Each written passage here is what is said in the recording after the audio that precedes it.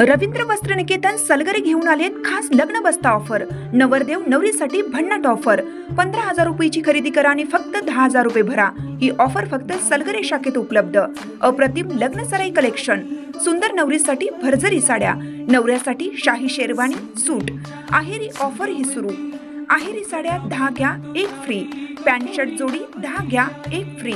Offer फक्त 31 मे 2025 पर्यंत। रवींद्र वस्त्र निकेतन सलगरे, तालुका मिरज।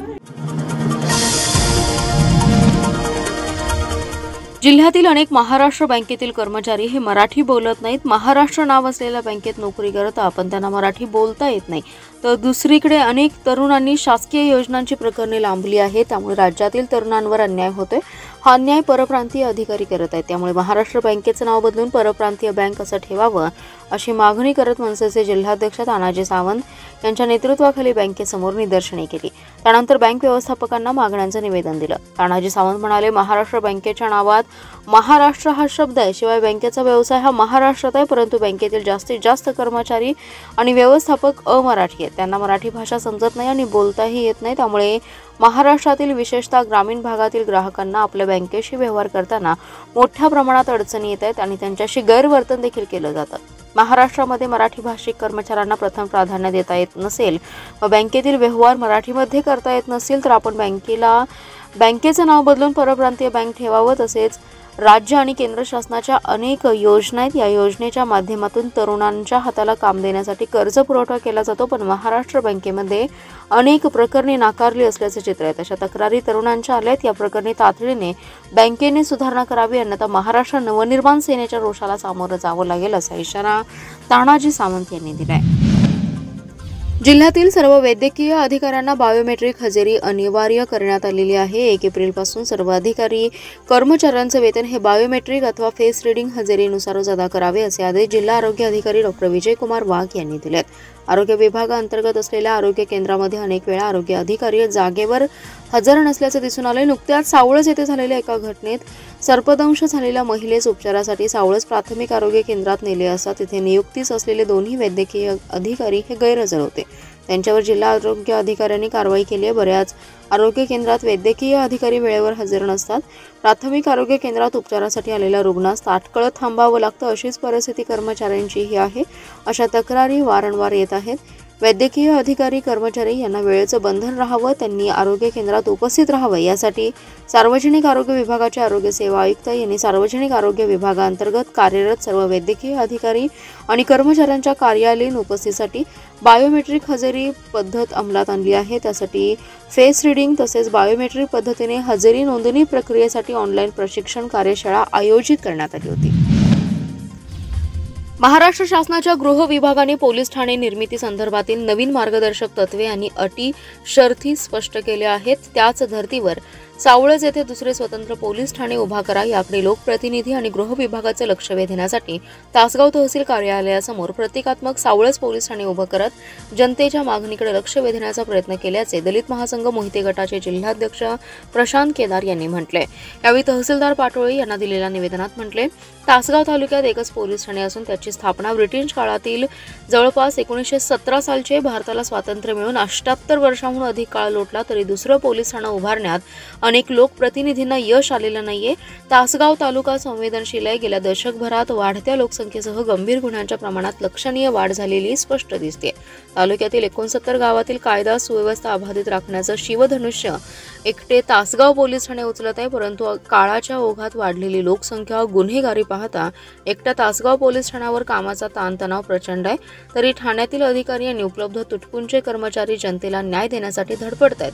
तेव्हा सावळज पूर्व भागातील जनतेच्या सोयीसाठी तात्काळ सावळज येथे गृह विभागाने नवीन पोलीस ठाणे मंजूर करावे, अन्यथा मुख्यमंत्री यांच्या वर्षा बंगल्यावर तीव्र आंदोलन छेडण्याचा इशारा जिल्हाध्यक्ष प्रशांत केदार यांनी निवेदनात दिलाय। यावेळी नितीन जाधव, अनिल लोंढे, पंकज गाडे, प्रमिला गावडे, सृष्टी कांबळे, अक्षय दोडमणी, सोनू हंकारे आदी जण उपस्थित होते।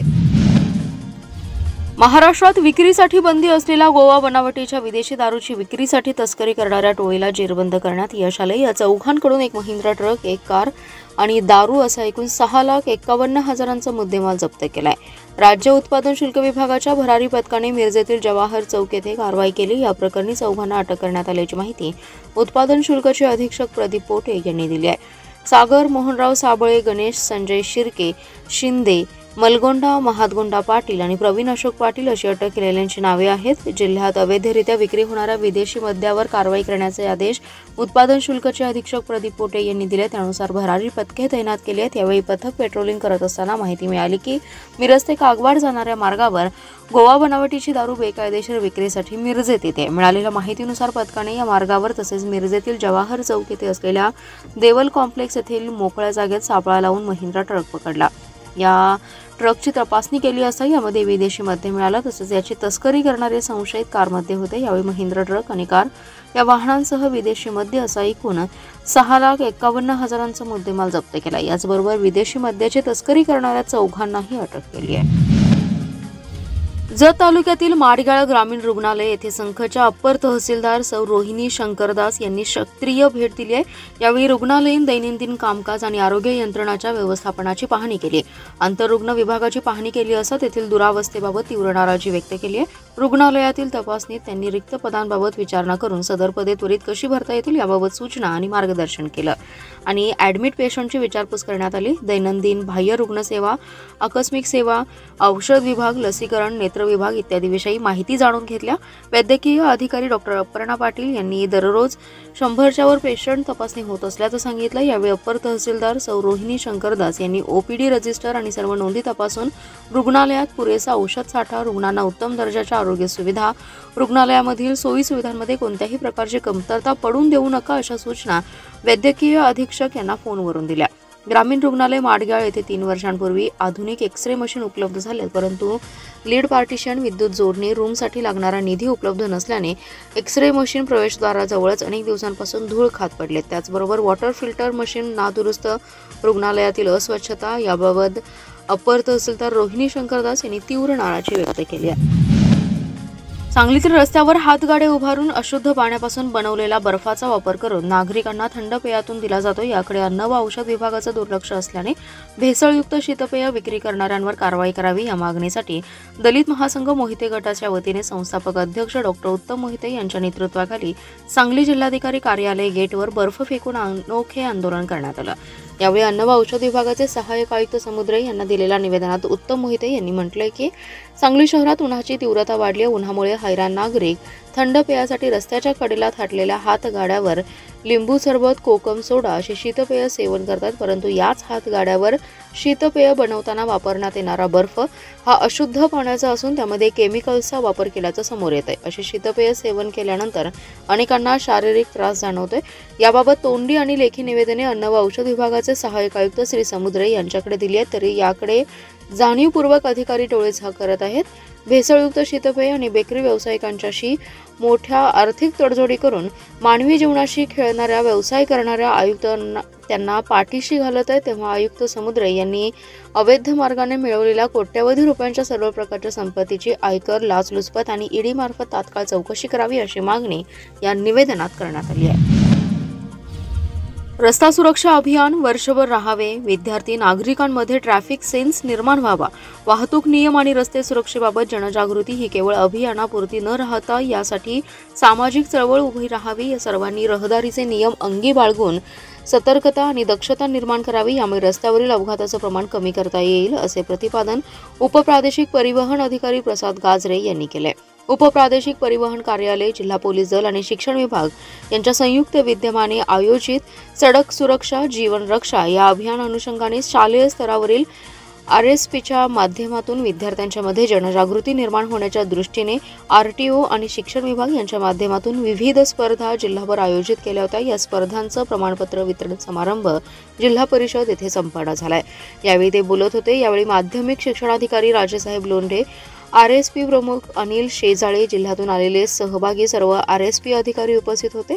उपप्रादेशिक परिवहन अधिकारी प्रसाद गाजरे म्हणाले, रहदारीच्या नियमाबाबत पालकांमध्ये जनजागृती करायची असल्यास विद्यार्थी महत्त्वाची भूमिका बजावतील. विद्यालयामध्ये होत असणाऱ्या या विषयांतर्गत अध्यापनातून समाज परिवर्तन घडवण्यासाठी मदत होईल. हा उपक्रम RSPच्या माध्यमातून होत असल्याने त्यांनी RSPचं कौतुक केले. प्रत्येक शाळेत RSP विषय राबवणं गरजेचं असल्याचं ते म्हणाले.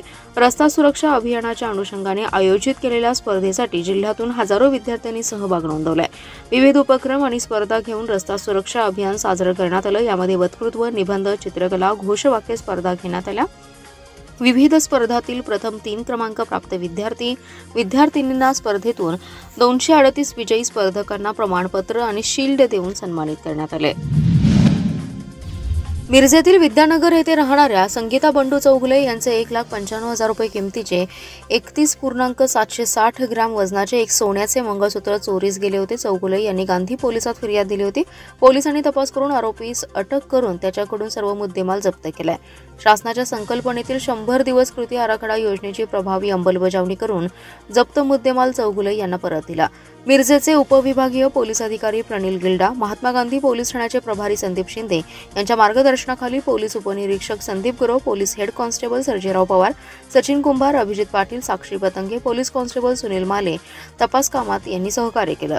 विविध शासकीय कार्यालयातील कामकाजाचा दर्जा वृद्धिंगत व्हावा, प्रशासकीय कामकाज गतिमान व्हावे, तसेच प्रशासकीय कामकाजामध्ये सुसूत्रता यावी यासाठी मुख्यमंत्री यांच्या संकल्पनेतील 100 दिवस कृती आराखडा योजना संपूर्ण राज्यभर राबवण्यात येते.